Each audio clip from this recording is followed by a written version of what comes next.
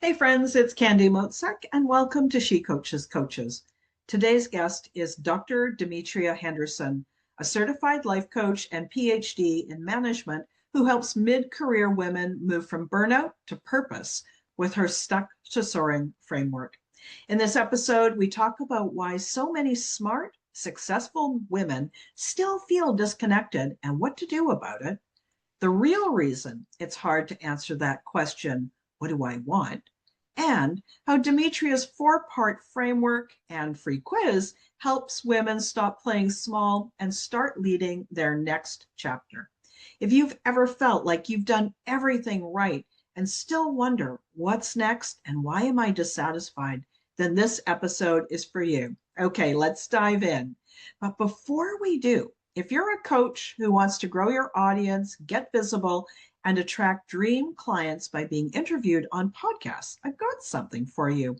My Booked and Brilliant program shows you how to land 5 guest spots in 90 days or less and turn every episode into new leads and opportunities. Just send me an email at info@candymotzek.com with the subject line podcast guest, and I'll send you all the details. Now let's get started. Demetria, welcome to the show. I'm so glad you're here. Thanks for having me. Happy to be here. We met just kind of by accident through LinkedIn DMs, and you were doing a little bit of research, Mhm. probably for this program that you've got coming up. And I enjoyed our conversation so much, and I thought, this is the kind of person that I would really like the listeners to hear. And so I'm so pleased that we had a chance to connect, and I'm really pleased for this conversation too. Can you tell me a little bit about your story? I'm curious how similar your journey is to the people that you help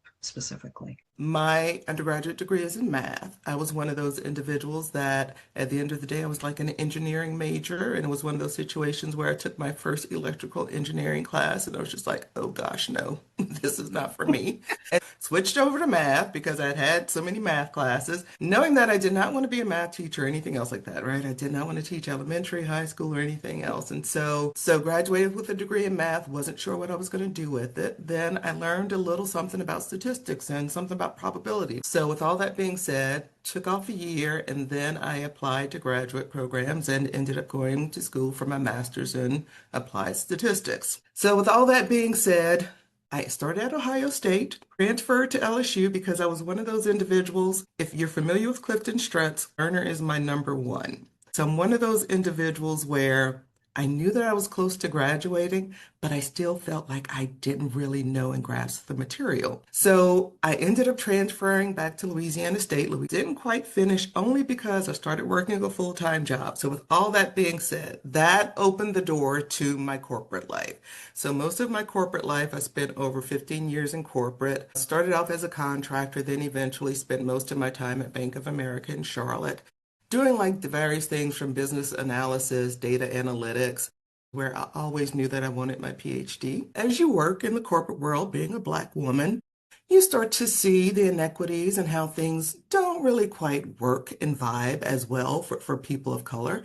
And so there was something that, like, then I was intrigued to see, okay, there has to be some sort of field discipline that maybe looks at this. This is how I then discovered organizational behavior, industrial psychology. I finally got to that point where it's like, okay, it's now or never. You're going to do this or not. And so got, connected with a PhD project and things of that nature, really started to understand where I went wrong with my application and all that other fun stuff. So then I decided to do a master's program just so that I can get letters of recommendation from faculty who could speak to my research so that I could have those letters to get into a PhD program.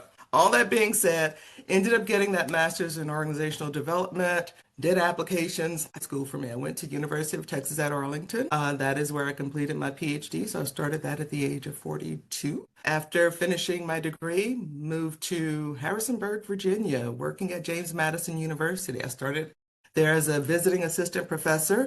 The game plan was always for me to kind of, go get that tenure track job, live this life of freedom, have my summers off, all that other fun stuff. But then at that point in time, I was like 46, 47, and I'm just like, oh, yeah, a little too old and jaded for this. publish or perish thing. So I chose that I did not want to pursue tenure. Then 2020 happened, between COVID and then the George Floyd, and then everybody all of a sudden was interested in DEI. They knew that that was an area that I was interested in. I got the opportunity to do some work in that space. And so that started in 2012, eventually became an assistant dean for inclusive excellence. But I will say last year, 2024, started doing a little bit of soul searching and realizing that, yeah, this still isn't it. It's like there's something else. And so this was But me I back. just, there's a question here that this isn't it because it kind of parallels what you described about the women and individuals that you work with.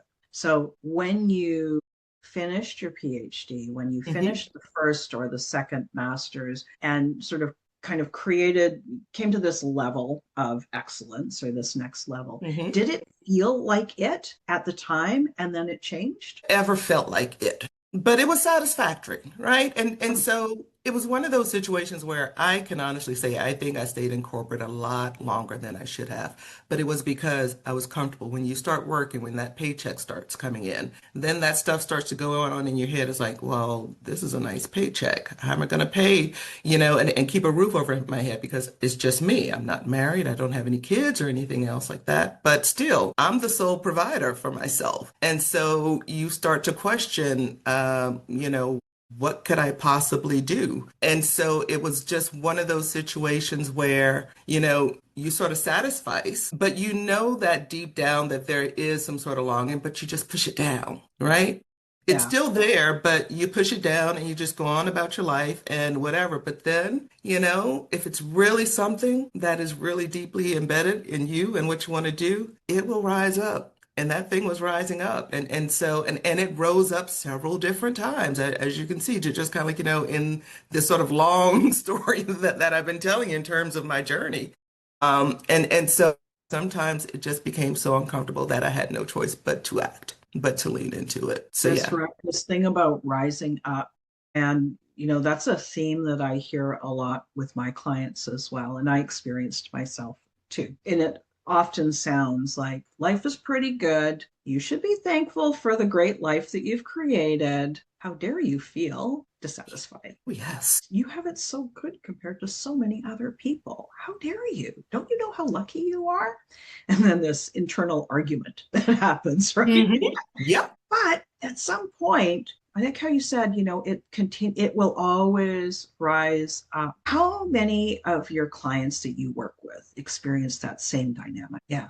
How does it show up for them? Like, is there a theme that you see? Like this rising up of the dissatisfaction, that sort of the new evolution of them? There's necessarily a pattern in terms of how it shows up because I think it depends on a person's situation and their circumstances.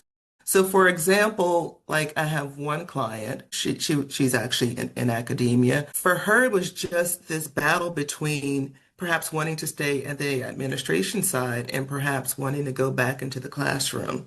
And then knowing that, like, with administration, there was a certain, like, uptick in salary and things of that nature, right? Wanting to perhaps thinking about, like, giving that up and perhaps what might be the perception, if she were to go back to the classroom. And so sometimes it is the perceptions and the self-talk and this narrative that we tell ourselves. And again, I think we all have varying limiting beliefs, varying messages that we tell ourselves that keep us somewhat stuck.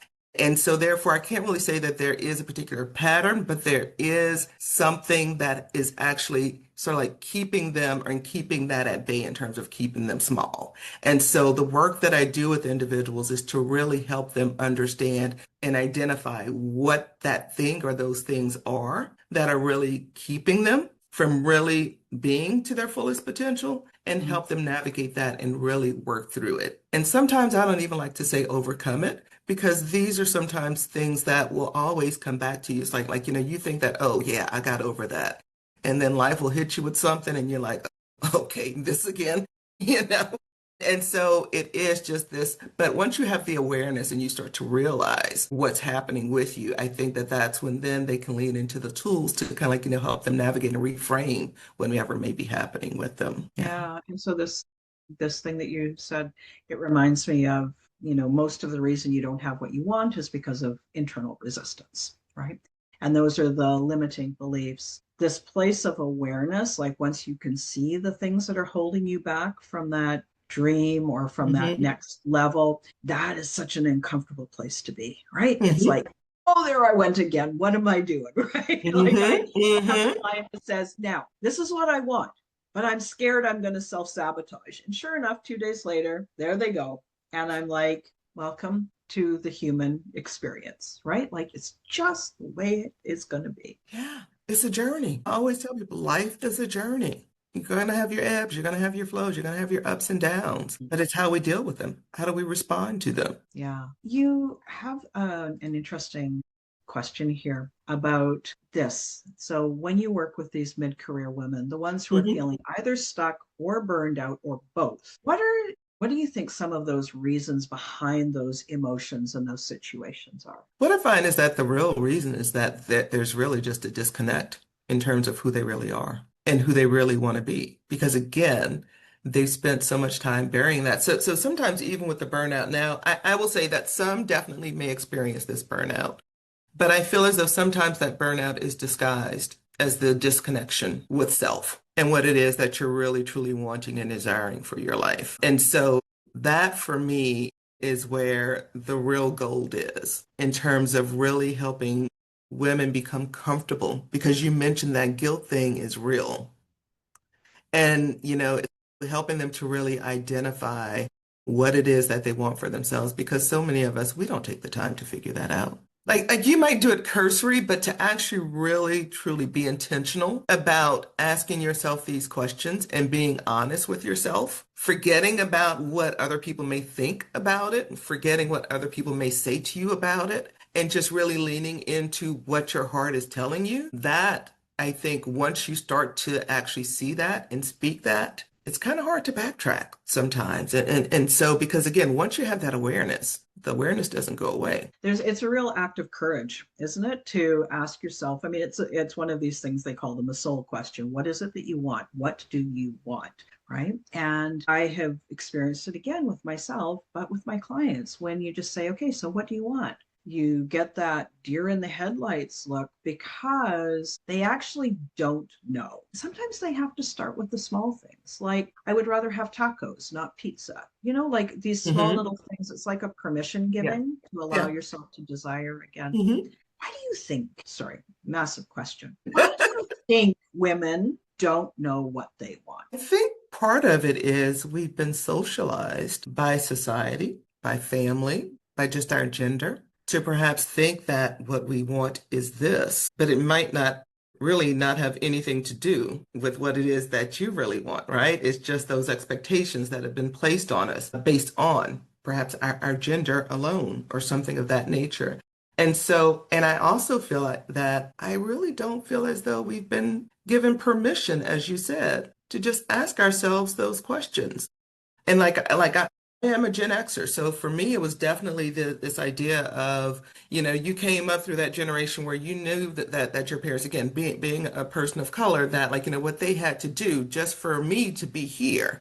And so there was this expectation of going to school, getting that education so that you can get that good job, right? That salary job. And so you do all these things. And again, I am not regretful of any of my journey. All of it had to have happened in order for me to be here. But it is just this recognizing that that was an expectation that I didn't probably even give myself the opportunity to really sit down and think about, is this something that I really want for myself? Because again, you're probably you're 18, 19, you don't know what the heck you want, right? So it was a path. And so you took that path. And then life starts to happen. You maybe take another path. And so I guess, the answer to your question is, I don't know if there's a specific answer, but I think just part of it is just the way in which we've just been socialized as women. Yeah. And I think that there is really something to that socialization, but it starts very, very young. Yes.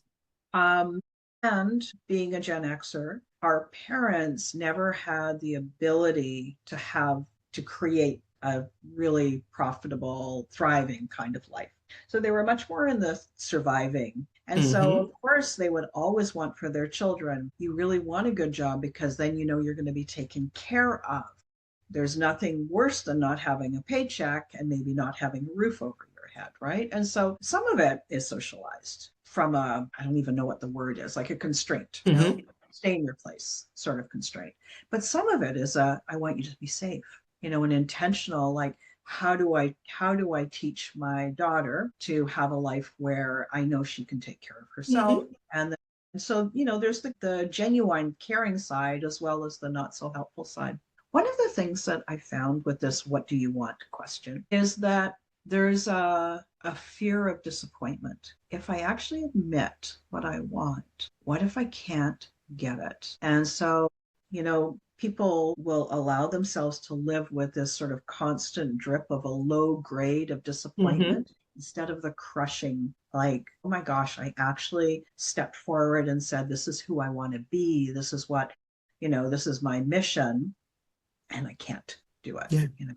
So a little bit of self-protection there. definitely. I Yeah. mean, when you think about most of our fears, they're there to protect us in some sort of way, and again, whatever that fear may be, there's something underlying within it. But that sole purpose of that fear, that anxiety, whatever you want to call it, is there to protect us, is to keep us safe. And so this is one of the reasons that we're having this conversation. Before we hit record, we were just sharing, I'm just saying this to the listeners so that, as you're listening to this, that there was a prior conversation. Dee and I, we talk to the same people.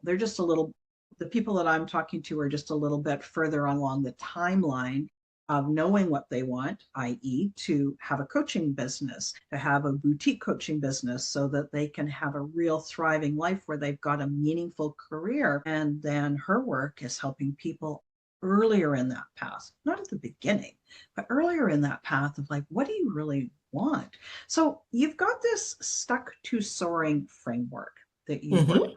through. There's a nice little parallel in there with a quiz. Can you sort of describe the framework and how you use it and how it supports people? Yeah, so my framework is basically a four-quadrant model where on one axis you have connection. And really, when I talk about connection, I'm really more so talking about connection to self, connection to your values, connection to your vision, connection to your desires, your wants, etc.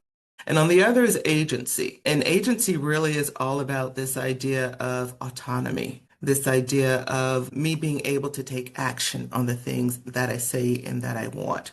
And so when I look at this quadrant, so I have like, in each quadrant, it has its own little labels. And so, for example, somebody who has low connection, low agency, that person I would say is the detached drifter, right? So this is someone that basically is just kind of like, life is just happening to them. They're not necessarily sure about what it is that they want, and they're definitely not making any sort of action or taking or doing anything to really truly propel themselves in any sort of way. Then we might have my aimless achiever. So my aimless achiever is going to be that person who they really don't have a very clear sense of what it is that they want, but they're busy taking action. They're doing a whole bunch of stuff. And so, this might be that person where it's like, they might just be bored and they just like to bounce around, but it could also be this individual that, again, when you don't really have that clarity about what it is that you're working towards, they're going to try this. And then if that doesn't seem as though it's working, then, well, let's try this. And so it's about really just really trying to bounce around thinking that all of these various things are eventually maybe the answer will come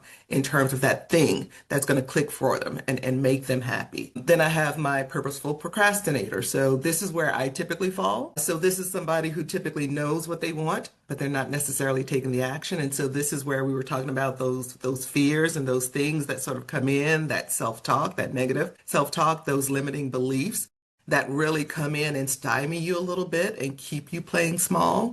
And then we have my empowered explorer. So this is the person that they're very clear in terms of what it is that they want and what they're working towards, and they're busy about taking the action.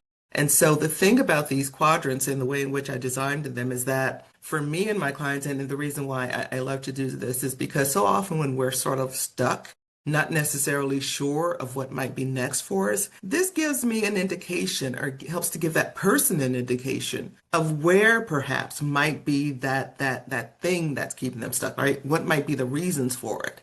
And so it's just that starting place, right? So it's just that piece of awareness. And so, for example, if I work with a client and I know that basically it's aimless achiever, then I know that for them, we really need to buckle down and have them slow down and really start to give themselves and create that space for them to ask themselves that deep heart question of what it is that I really want.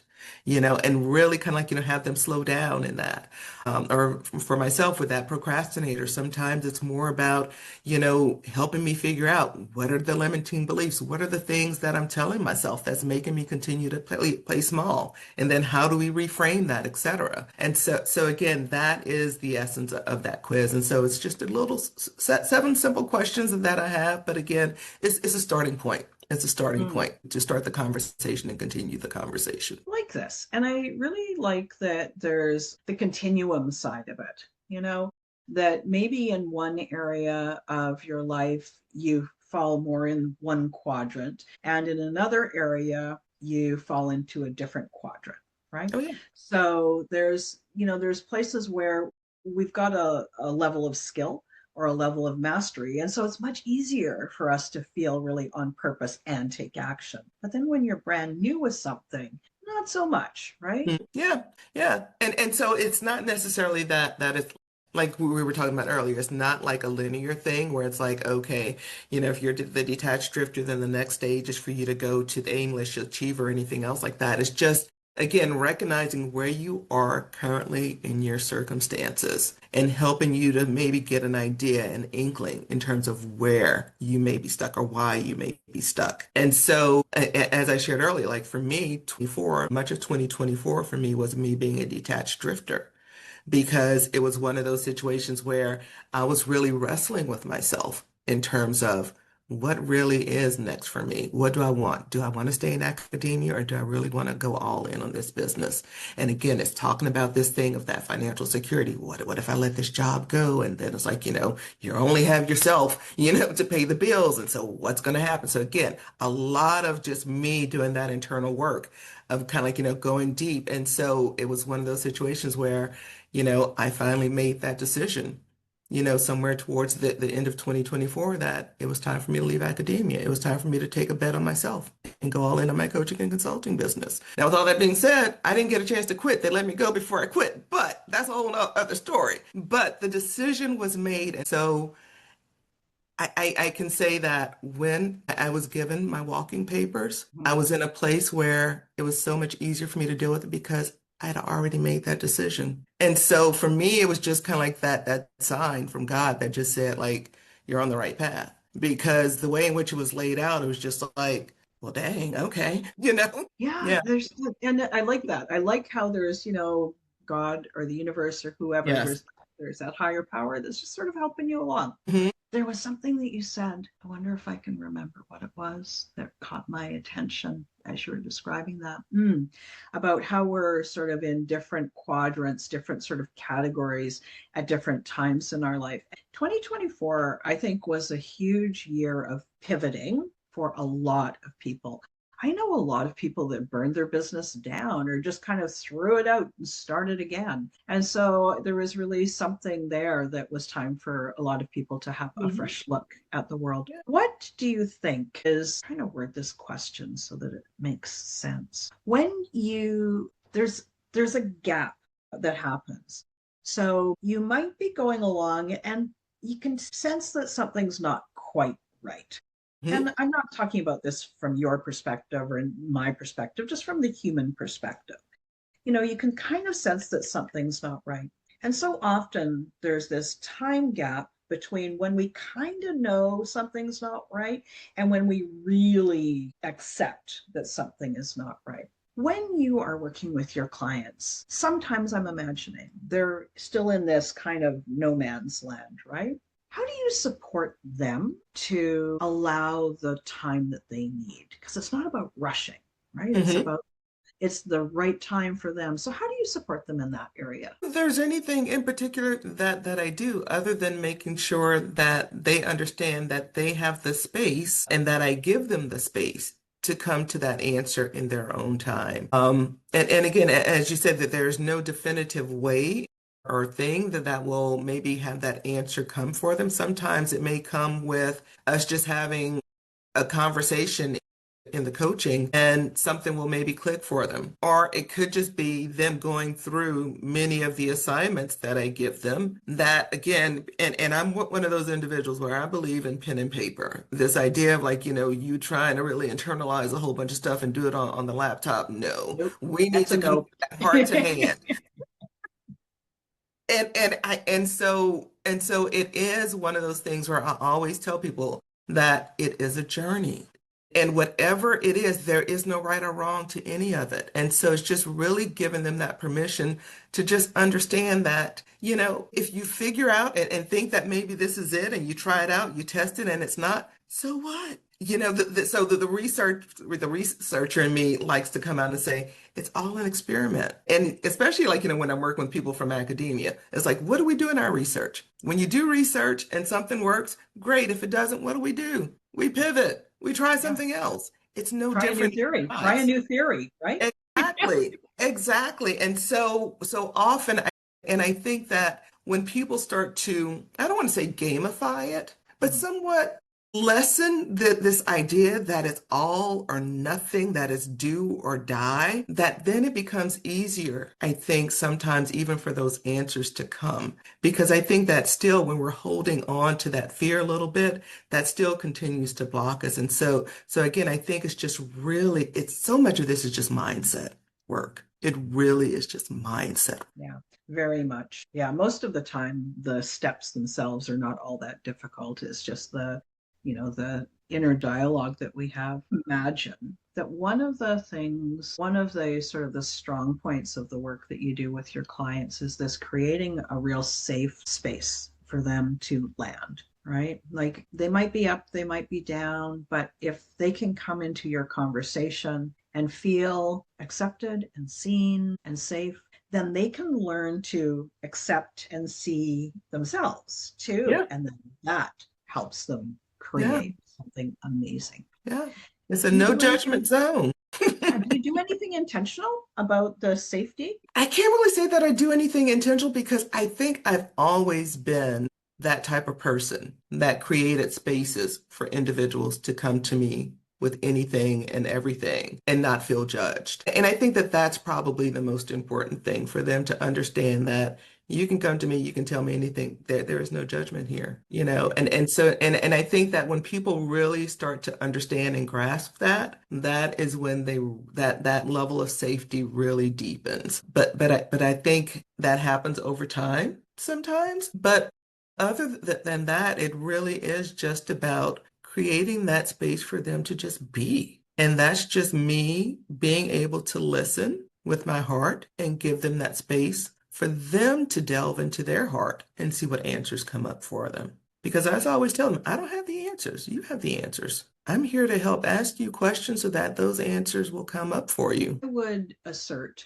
that this thing that you just have always done about creating a safe space is one of your superpowers that you've never realized how big of a deal it is. And so I just wanted to reflect that back to you, that that's something that not everybody has. It's a gift, and you share that with your clients. It's amazing. I appreciate that. That means a lot. That means a lot. You're welcome. Gosh, I enjoyed this conversation. So, Dee, for all the people who have listened to this who want to find out more about you, can you tell them how can they find out more about you and how can they come into your world? Yes, the easiest thing to do is just to go to my website, dfhservices.net. On there, if you all are interested in something aligned with you in terms of this Stuck to Soaring framework that I mentioned, the quiz is on there. So by all means, feel free to take that. And I think you'll probably have it in the show notes. LinkedIn is another place that I tend to be. Those are the best ways to be in contact with me. Yeah. Wonderful. Thank you. Okay, everyone. So I hope you enjoyed this conversation as much as I did. Dee gave me a lot to think about and also just a really great reminder about the power of coaching, the power of creating these safe locations for people to find their own answers. If you guys are listening to this and you have always thought about being a coach, this is the thing. This is the thing that makes it magical. And so I just appreciate doing this episode with you and the collaborative conversation. Thanks so much, everyone. Have a great week. Thank you.